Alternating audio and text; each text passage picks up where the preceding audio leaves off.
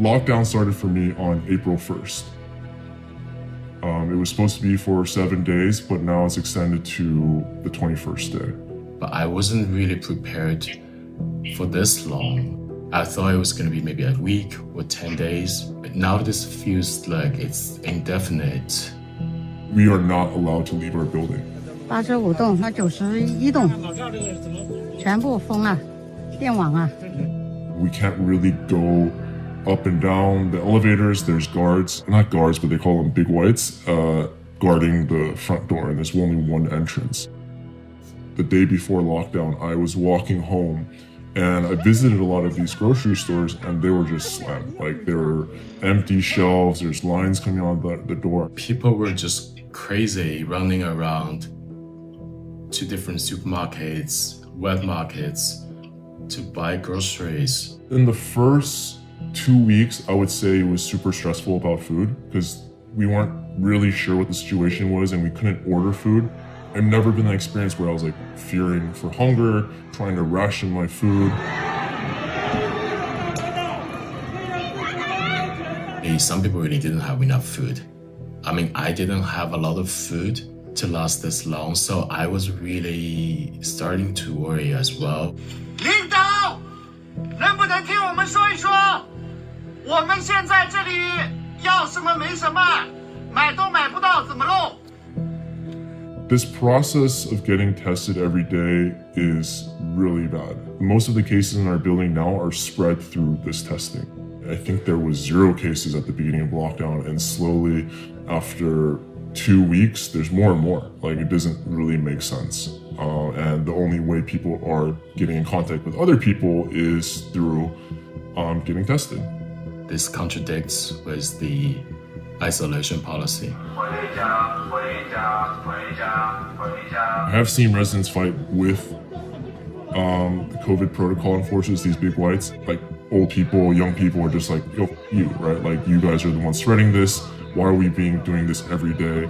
And you see this stuff online all the time, right? They probably take a lot of shit from everybody, but I think everyone's really stressed out, right? Social media is super scary. Like, I mean, you're not seeing a lot of good things on there. The food rations that the government gives you, right? You see all these reports about the processes and like how bad things are, right? 我们小区就是有这样一位独居的老奶奶，她看不见的就是，然后这样的一个独居老奶奶，没有任何的。前2天她甚至3天没有吃过饭，在天井一直喊救命。然后我也打过12345以及镇政府的一个热线电话，至今没有人上门帮助这位老奶奶。You see mostly anger. 要把我和我婆婆还有我女儿带走，你把我们3个带走，你把一个没有断奶的儿子，你没有断奶的4个月的小孩给他留在家里是干什么的？是让他死吗？ You see people dying.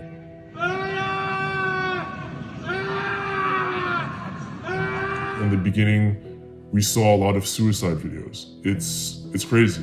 I mean, you don't know if it's true or not. I mean, I think you kind of know it's true, but then you don't know how true it is.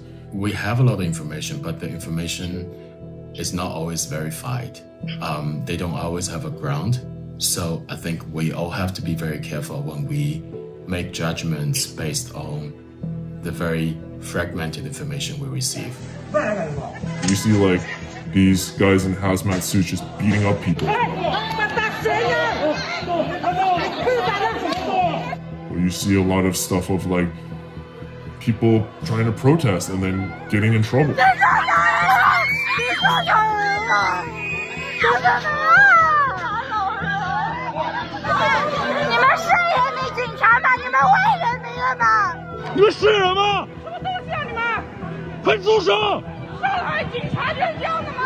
Government is trying its best to control the spread of, I guess, like speaking out, but it's gonna happen. Everyone isn't happy. There's 26 million people that are pissed off, right? And how can you stop everyone from being unhappy?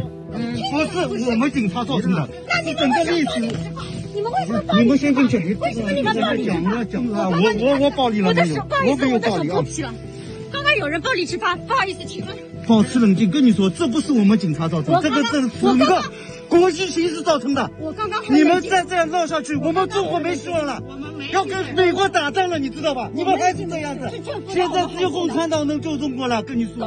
I think people can take a lot of shit. People can just, live in like bad circumstances. But when you make people hungry, when you force people to be stressed out, people will speak up.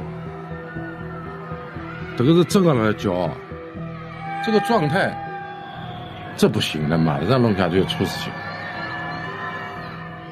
I hope people stay alert, and I hope the situation will change. I hope people will get out of the situation, and start living.